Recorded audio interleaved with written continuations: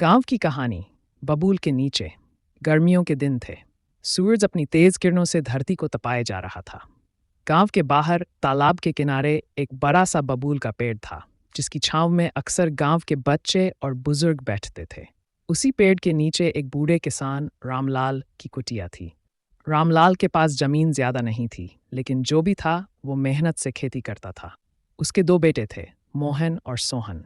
मोहन शहर में पढ़ाई कर रहा था, जबकि सोहन पिता के साथ खेतों में काम करता था। रामलाल चाहता था कि मोहन पढ़ लिख कर बड़ा आदमी बने, लेकिन मोहन का मन अब गांव में नहीं लगता था। कुछ सालों बाद मोहन शहर में नौकरी करने लगा और धीरे धीरे गांव आना छोड़ दिया।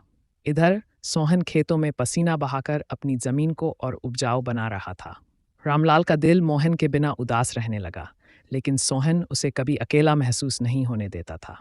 एक दिन गांव में भारी बारिश हुई।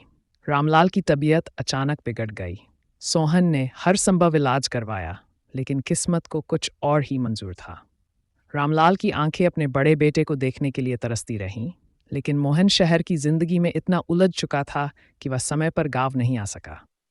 रामलाल के जाने के बाद सोहन ने उनकी जमीन को और समृद्ध बनाया।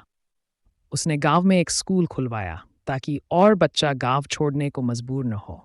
उधर मोहन जब वापस आया तो उसे एहसास हुआ कि उसने अपने पिता के आखिरी दिनों में उनका साथ नहीं दिया। उसे बहुत पछतावा हुआ, लेकिन अब कुछ नहीं हो सकता था। गांव के उसी बबूल के पेड़ के नीचे अब भी बुजुर्ग बैठते हैं, लेकिन अब वहां रामलाल नहीं, बल्कि सोहन की मेहनत की कहानियां सुनाई जाती हैं।